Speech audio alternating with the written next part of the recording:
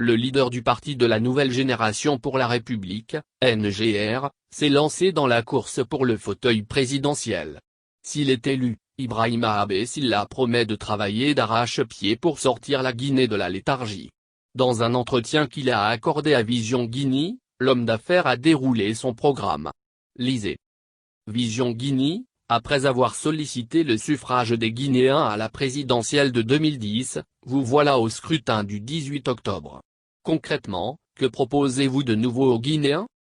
Abe Silla, effectivement, c'est la deuxième fois que je me présente à l'élection présidentielle. Ce que j'offre cette fois-ci aux Guinéens, ce sont les 10 années d'expérience supplémentaires que j'ai acquises depuis 2010.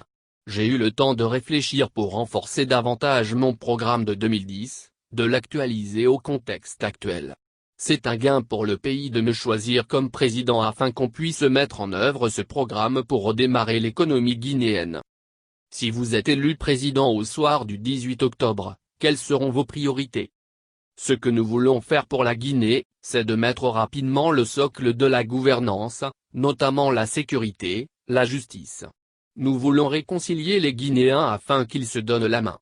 Nous allons œuvrer pour que la justice puisse juger ceux qui ont commis des crimes dans ce pays, dédommager ceux qui ont perdu des proches et prôner le pardon.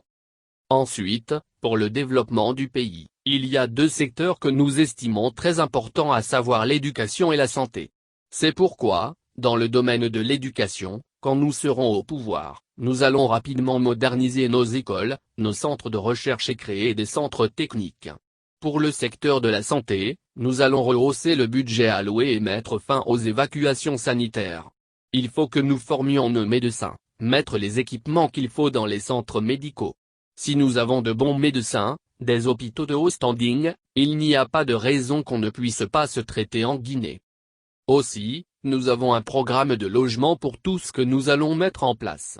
Aujourd'hui, plus 60% de Guinéens ne vivent pas dans leur propre maison, surtout les jeunes.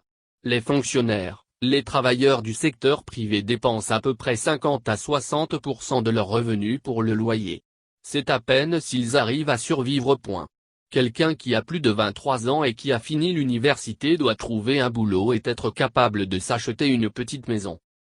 Enfin, il y a les grands travaux, notamment les routes, les ponts, les aéroports et les ports.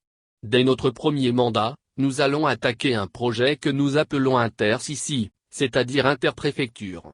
Dans ce programme, nous allons goudronner l'intérieur de chaque ville pour que le niveau de vie soit comparable aux pays voisins.